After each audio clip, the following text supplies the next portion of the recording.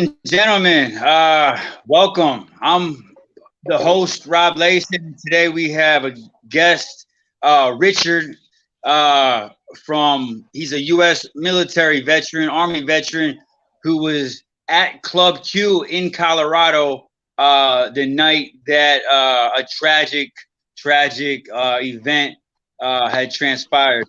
Hey, can you kind of fill us in what happened, Richard, on this night at Club Q? Yeah, man, we were visiting.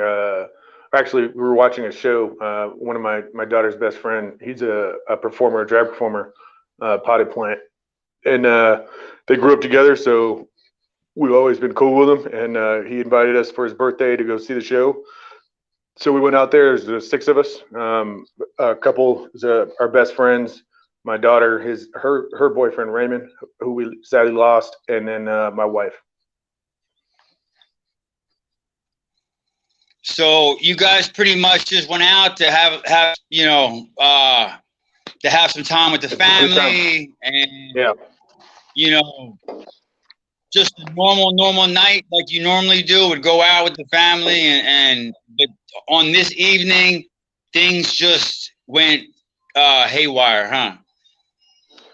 Well, yeah. So, I mean, this guy entered the building and started firing. And we were in the middle of having a great time. So, nothing wrong was going on. Everything was cool. Everybody was having a good time.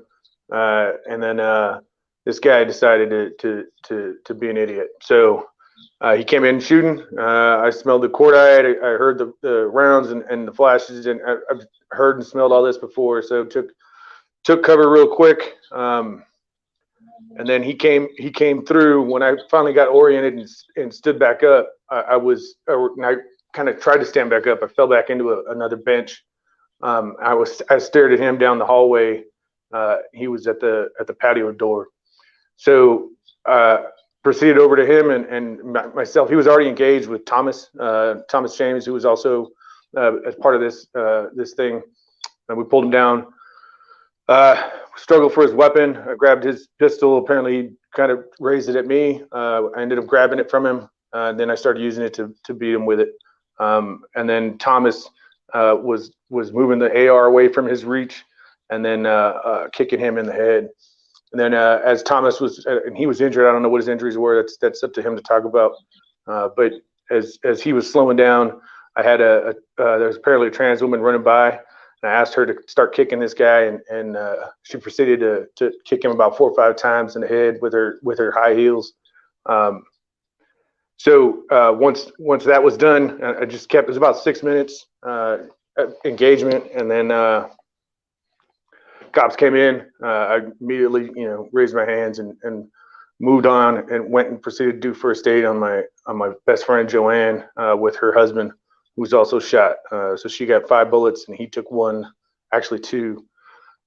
Same bullet, 2 knees.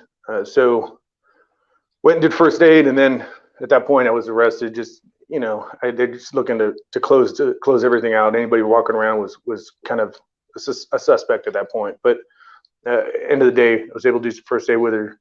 We were able to keep her alive and Chip and move on from there. So luckily you guys made it out of there alive. I know you're from the story, your daughter's boyfriend, Yeah. he wasn't able to make it out like the rest of you guys, huh? No, he was so he was her boyfriend for 6 years. I mean, they grew up together, junior high, and they're 22, so they were young and trying to figure things out. Raymond's part of the family, considerable part of the family, and no, he didn't make it out. I didn't know that at the time. None of us did. And the next day, that afternoon, his mom called and said that he had passed. Well, I want to send a lot of blessings to your family for him, and try to uplift your guys' hearts as much as possible. Send as much love over there. They know that there's a lot of people out there who are following this story, who are supporting you guys, who are there for you if you guys need anything. I know that we're trying to give a helping hand. So No, we appreciate that, and it's been overwhelming the amount of love and from everyone, from the vets, from all communities. It's been amazing, and hopefully that'll carry on. I mean, I think people just need to be nice to each other. We can keep stuff like this from happening. Yeah. So who is this guy? I mean, he just shows up. I mean, this is the kind of stuff you see on TV. I'm not going to talk about him. I'm not going to talk about him, man. So that's for the court and all that other stuff. You can do that on the side, but I'm not talking about that guy. So this guy, he's going to be facing some penalties. Then he's still around. He lived to. Okay. Yeah. So this is an ongoing court deal. Yeah. Okay. So besides that, is there anything else? I know were you deployed or combat? I know you learned in the military how to handle firearms and stuff like that. No, yeah, 15 years, three deployments to Iraq, 2 to Baghdad, and then the last one was from Baghdad all the way down to Basra, and then my last one was in Afghanistan. So, yeah, I mean, I've been leading troops my whole career as an officer, and you got to be able to have people do things they don't want to do, and that's kind of what happened when I say combat mode. It wasn't about shooting. It was about taking charge of chaos, right? Manage chaos. So, I was yelling, giving instructions, call 911, come kick this guy. I was telling the cops, it has some urgency. You got to get casualties out of here. Let's go. Let's move.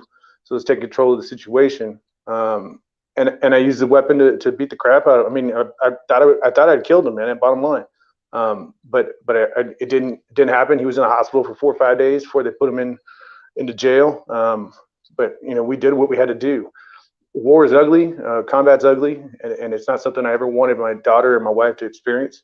I lost what could have been a son-in-law, so this is stuff that's for faraway lands, not for here. So we just got to do what we can to keep this from happening again. Yeah, because your son-in-law, this is definitely a healing experience right now for you guys. Because I know you guys did lose part of your family that night. And stuff. Yeah, he's a big part of it. Yeah. What kind of? So where's his family? His family's right there in Colorado. Were you guys or? Yep. I mean, it's a local thing. The cop that helped me put the tourniquets on, who was one of his soldiers. He's a reservist. One of his soldiers is an employee of mine over at Carson. So. It's a small community. Everybody was connected to this in some way or another, and that's why it's really hard on this town.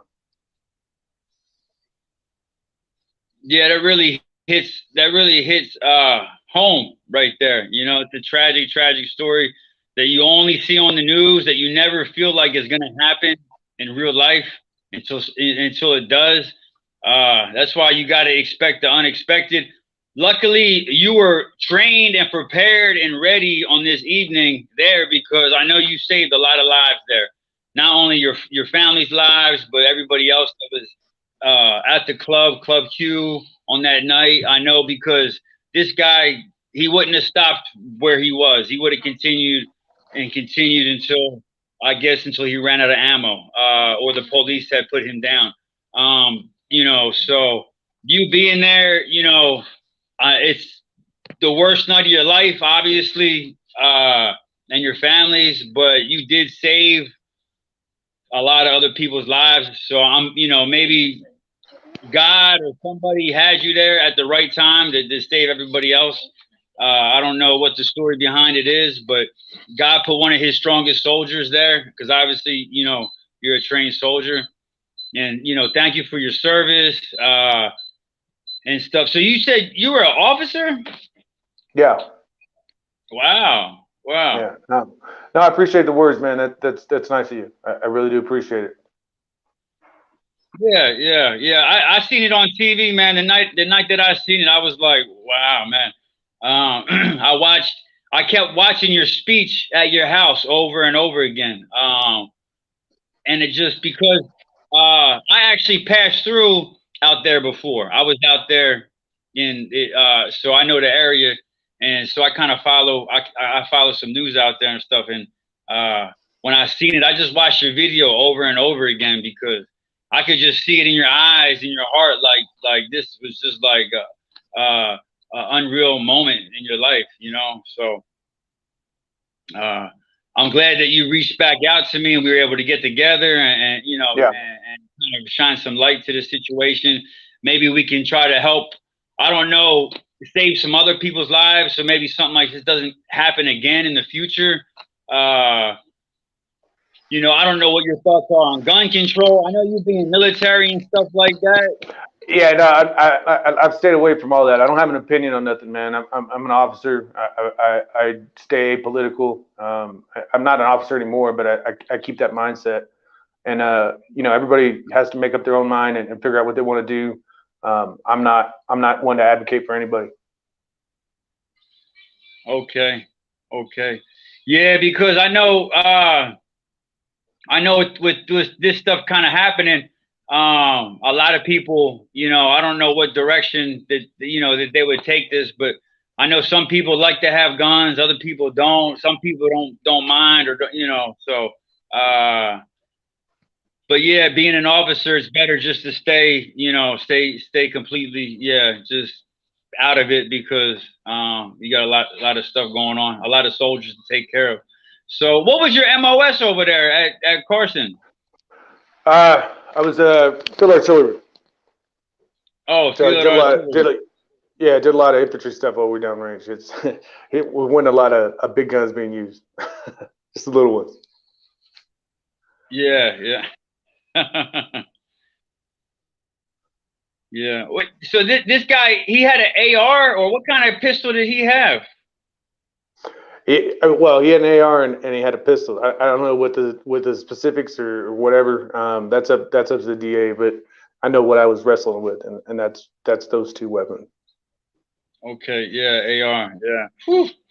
Yeah, I know they military grade. I know the soldiers. I don't know if they still do, but I know when I was active, they were using the AR. Yeah, the Yeah, M three round. M4, same. Yeah, same weapon. Yeah, same weapon. Yeah, 3 round burst, semi-automatic 3 round burst.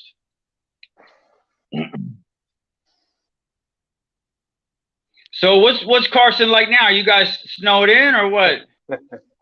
No, it's good. Light snow, man. It's cold. It's winter time, but you know how it is. We're out here working, and that's kind of what I'm doing right now. So I went back to work. Trying to get back to normal. This is something that changes you forever. Combat does, and this stuff does too. So we're working it day to day. My wife and daughter, and hopefully everybody will be okay here. But end of the day, we got a long road to go.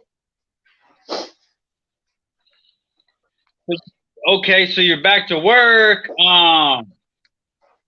Trying to keep your mind off things, obviously. So and that could never that may never happen. I don't know. This is definitely a traumatic deal for you and your family. And your family shouldn't have had to see this. This is something like you said. You only see this at war when you're deployed. You shouldn't see it on your uh, in your backyard or your front yard. You don't want your kids going through it. You don't want your wife, your family. You want your people to be safe when they go to the store. When your kids go to the store, you want them to be able to come home safe without you having to worry. Uh, it's just I know the world is just not as we'd like it to be, and hopefully it can get there one day, or hopefully we can see some kind of peace in the streets, so we have less violence like this. Maybe education's a good way. Maybe educating people in the streets. Yeah, I Um, mean, look, like I've been telling everybody, man. If people just nice to each other, at the end of the day, when I was a kid, people would walk up and say hello, strangers. Who knows, man? Maybe if somebody says hello to somebody that really needs it or whatever, that can stop something crazy from happening. So I just think people need to be nicer about stuff and get it together. You know what I'm saying? yeah, yeah, I know what you're saying. Yeah, absolutely, absolutely. All right, man. I gotta get back to work, man. But everything good? You got any more Yeah, questions? I'm yeah. about to wrap it up. Yeah, brother. We appreciate you coming on. Yeah. And I salute you.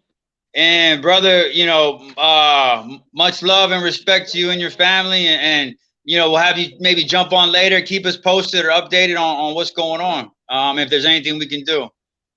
Yeah, I appreciate it, man. Keep doing your thing for the vets, man. I appreciate it. All right, brother. All right. You got it.